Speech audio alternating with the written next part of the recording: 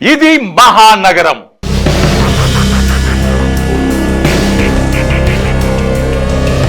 ప్రపంచ దృష్టిని ఆకర్షిస్తున్న నగరం, రాబోయే రోజుల్లో కాబోతున్న విశ్వ నగరం.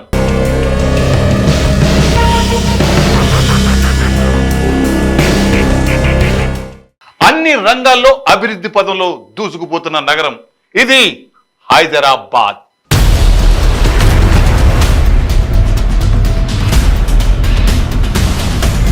మన్ షాన్ ఇది.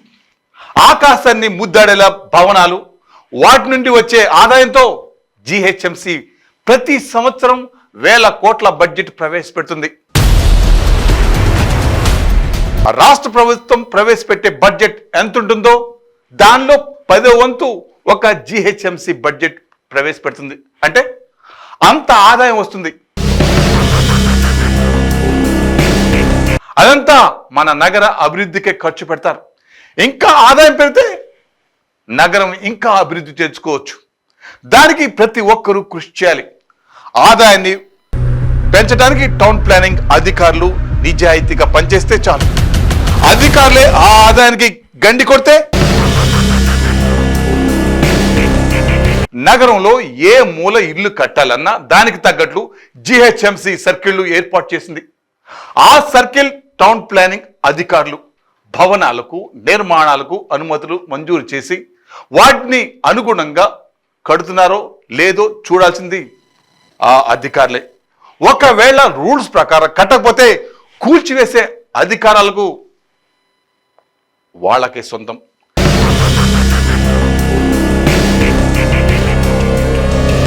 అయినా ఆ పని చేయరు. ఆల్రెడీ జేబులు తడిసాయి కదా.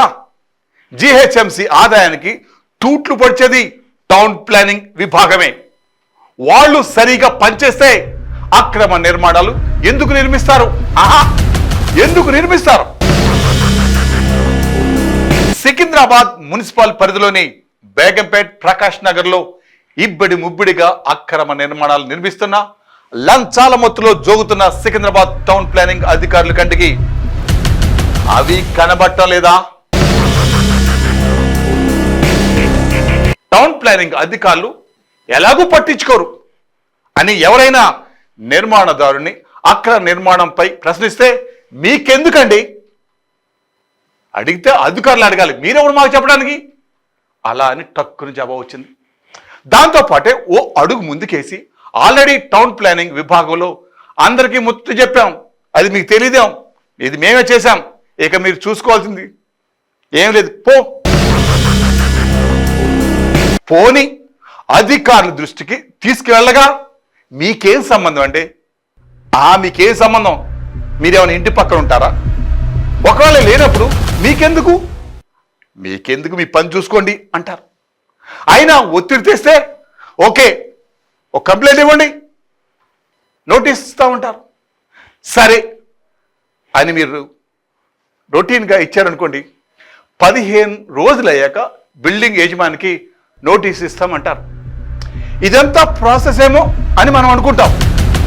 15 రోజులు అయ్యాక వెళ్ళి అడిగితే మొదటి నోటీస్ ఇచ్చామండి, వాళ్ళు ఇంకా రెప్పలేవలేదు అంటారు. అలా అని నెల గడుస్తుంది.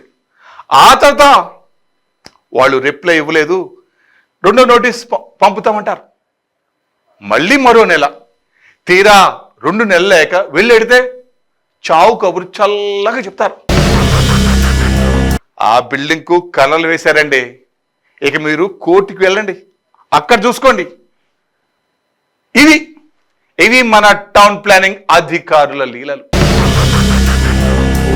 మొదటి కంప్లైంట్ ఇచ్చినప్పుడే లేదా వాళ్ళ దృష్టికి తెచ్చినప్పుడే నిర్మాణ పనులు నిలిపివేస్తే అయిపోతుండేది కదా. బట్ అది చేయరు. ఫిర్యాదుదారులను మభ్యపెట్టి తమ పని కాని చేసుకుంటారు. ఇలాంటి ఘటనలు జరగకుండా ఇదే ఉద్దేశంతో పురపాలక శాఖ మంత్రి కేటీఆర్ గారు మున్సిపల్ చట్టంలో మార్పులు తెచ్చారు. దాంతోపాటే టాస్క్ ఫోర్స్ బృందాలను ఏర్పాటు చేశారు. అయినా దాన్ని అమలు చేయాల్సింది ఎవరు? ఈ టౌన్ ప్లాన్ అధికారులే కదా, వీళ్ళే కదా. అవినీతికి పాల్పడే వాళ్ళు చట్టాలను అమలు చేస్తారా? అసలు ఇది జరిగే పనేనా? ఇది జరిగే పనేనా?